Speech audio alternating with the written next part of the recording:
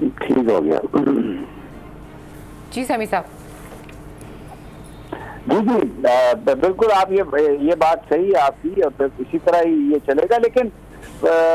फिर इसका मतलब ये है शहबाज के, अगर शहबाज शरीफ साहब और अपोजिशन के साथ इस तरह की सुलह हुई है तो जो जहांगीर तरीन साहब का ग्रुप है उसके साथ भी फिर सुलह ही होगी। लेकिन ये सदीक साजिद साहब ने आज कोई बातचीत की है राजा रियाज से, अगर पहले वो सुनवा दें तो फिर जरा इस मामले पर भी बात कर लेते हैं। जी जी, राजा रियाज साहब का शॉट चलाएगा। हम तो मुतालबा कर जल्द अली जफर साहब वाली रिपोर्ट आनी चाहिए, क्योंकि हमें कहा गया था कि 31 मई तक रिपोर्ट आ जाएगी। तो हमारी वज़ीर आज़म साहब से गुजारिश है कि जल्द अज जल्द वो रिपोर्ट मंगवाएं और उसको पब्लिक किया जाए। हमारी जो इत्तला है उसके मुताबिक अली जफ़र साहब ने बड़ा क्लियर ये कहा है कि जहांगीर खान तरीन का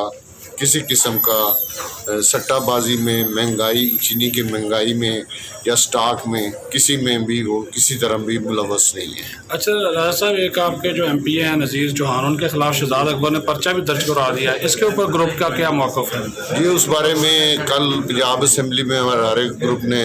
वहाँ पे एहतजाज किया उस पर्चे के ख़िलाफ़, और हम सब एहतजाज कर रहे हैं इस पर कि वो पर्चा गलत है और उसे वापस लिया जाना चाहिए। जो बजट इजलास आ रहा है इसमें आप लोगों की क्या हिकमत अमली होगी? ये इस बारे में इंशाल्लाह मीटिंग करेंगे और मीटिंग के बाद फैसला करेंगे कि आपने क्या करना। राजा साहब, आपने पिछले दिनों ये भी कहा कि कुछ मुलाकातें भी हुई हैं और उन मुलाकातों के बाद शहजाद अकबर ने तरदीद भी की कि ऐसी कोई मुलाकातें नहीं हुई। क्या वाकई समझते हैं कि मामला ये हल हो जाएगा या आगे बढ़ेगा?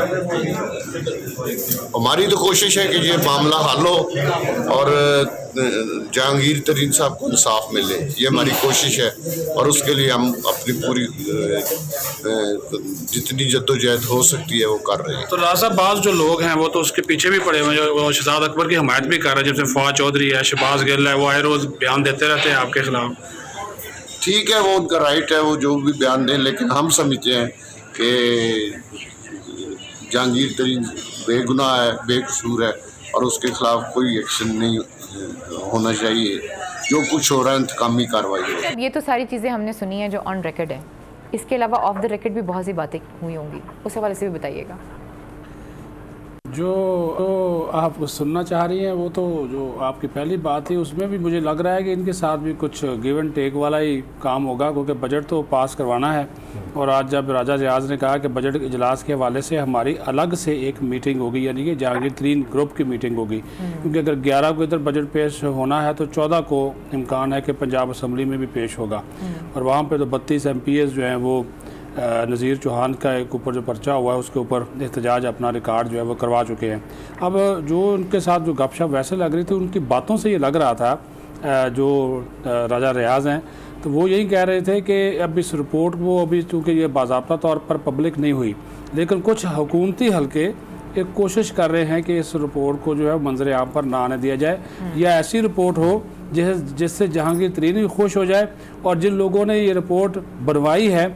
या उनका भी कुछ ना कुछ इसमें आ जाए, उनकी भी इज़्ज़त जो है वो रखी जाए। तो ये उनकी गुफ्तगू से महसूस हो रहा था। तो फिर बात वही वापस लिया जाती है कि ज़ाहिर इनको भी डील किया जाएगा, क्योंकि आजकल इमरान खान ख़ुद भी मुलाकातें MNA से जो है वो कर रहे हैं, इनफरादी मुलाकातें कर रहे हैं। उनका एक ही मकसद है कि बजट जो है उसको किस तरह मंजूर करवाया जाए। और इसमें थोड़ा सा मैं ऐड करूँगा कि क्योंकि अपोजिशन के साथ, अपोजिशन के लोगों के साथ जो मेरी बात हुई, ये बजट पास लाजमी होगा, लेकिन इतनी आसानी से नहीं होगा, क्योंकि पार्लियामेंट के अंदर शहबाज शरीफ ने एक टास्क अपने ज़िम्मे लिया है, वो ये है कि इस बजट को हमने मंजूर नहीं होने देना। नंबर्स तो ज़ाहिर है हुकूमत के पास मौजूद हैं, लेकिन इसके बावजूद हंगामा, एहतजाज, इवन के नौबत जो है बाज़ औक़ात में आप देखेंगे स्पीकर डाइस के गिराव तक और हाथापाई तक भी पहुंच सकती है। और वो जब तकरीर हो रही होगी उसके ऊपर भी ये स्ट्रेटजी तय कर रहे हैं कि तकरीर उनको आसानी से ना करने दी जाए, जो वज़ीर ख़जाना है शौकत तरीन। तो वो चीज़ें जो हैं वो ये आने वाले दिनों में आपके सामने जो है वो आ जाएंगी, क्योंकि ये इस मामले के ऊपर पीपल्स पार्टी, ANP, बाकी जितनी भी अपोजिशन की जमातें हैं पार्लियामेंट के अंदर, वो सब की सब जो है वो हुकूमत को टफ़ टाइम देना चाह रहे हैं। बल्कि मैंने कल भी बात की थी, नून लीग वाले कह रहे हैं कि हमें पता है कि बजट तो ये पास करवा ही देंगे, लेकिन इसके बावजूद हम इसको इतनी आसानी से नहीं, अपना जो एक एहतजाज है आवाम के सामने, जो चीज़ें हमने रखना चाह रहे हैं वो लाजमी तौर पर जो है वो रखेंगे। तो अब वो एक तरफ जहांगीर तरीन का भी ग्रुप है, 8 MNAs हैं, इनकी हाजिरी अच्छा, इसमें ठीक है सदीक साजिद, आपकी बात की आप बिल्कुल आपने पॉइंट अपना क्लियर कर दिया। शहबाज इतना ज़्यादा क्राइसिस में इतनी चीज़ें मैनेज करके ये हुकूमत बजट को लेके जा रही है, तो इसमें कोई आपको क्या अभी इत्तला है, कोई रिलीफ वाकई कोई मिलेगा लोगों के लिए? इसमें तनख्वाहें तो 25% बढ़ाई हैं पंजाब गवर्नमेंट ने भी, और वो पहले 1 जून से ही उसको ऐड कर दिया, लेकिन क्योंकि महंगाई बहुत ज़्यादा थी, बिजली और ये वो इनकी चीज़ों ने, पेट्रोल की कीमतें बहुत ज़्यादा, रिलीफ इस किस्म का रिलीफ मिलेगा कोई? इमरान खान साहब की क्या उनकी इस वक्त सेंटिमेंट है पार्टी के अंदर, किस तरह बजट लाने की कोशिश की जा रही है? जी बिल्कुल समीर साहब, पहली तो वज़ीर-ए-आज़म की डायरेक्शन ये थी कि जो सबसे ज़्यादा इस वक्त नाराज़ हैं वो सरकारी मुलाजमीन हैं, जिनकी गुज़िश्ता साल भी बजट में तनख्वाहें नहीं बढ़ी थी, उनके लिए 10 से 15% इजाफे की तजवीज़ जो है वो आई है। पहले तो हुकूमत मुमकिन तौर पर 10% रखेगी, उसके बाद फिर हो सकता है इसको 15% तक भी ले जाए। और दूसरा, जहाँ तक आपने रिलीफ की बात की है, तो इस बजट में एक तो जो डेवलपमेंट फंड्स हैं वो बहुत ज़्यादा रखे जाएंगे, और क्योंकि हुकूमत ये समझती है कि जो महंगाई का फैक्टर है ये प्रोविंशियल है, लेकिन इसमें जो सूबों का जो वो हक है, वो सूबों का जो राइट है और सूबों को जो फंड दिए जाएंगे उसको बढ़ाया जाएगा, क्योंकि इस वक्त हुकूमत क्राइसिस बहुत ज़्यादा फेस कर रही है। उसकी वजह ये है कि ये तो हमने सिर्फ अपोजिशन और तरीन ग्रुप की बात की, अभी अलाइज हैं वो भी नाराज़ हो सकते हैं, क्योंकि MQM ने आज मुलाकात के लिए वक्त मांगा है, और हमारे ज़राए बता रहे हैं कल MQM का वफ़द वज़ीर-ए-आज़म से मुलाकात करेगा। उनके अपने मुतालबात हैं, क्योंकि वो चाह रहे हैं कि जो कराची में जो शहरी इलाकों की तरक्की है उसके लिए हमें जो है वो फंड्स दिए जाएँ, और क्योंकि अब डायरेक्ट हुकूमत MNAs को फंड्स तो नहीं दे सकती, लेकिन उसका तरीकाकार ये किया है कि जो प्लानिंग कमीशन से डेवलपमेंट फंड्स हैं वो मंजूर करवाए जाएंगे, और वो इस तरह वफाक के फंड्स जो हैं वो लगाए जाएंगे। और कल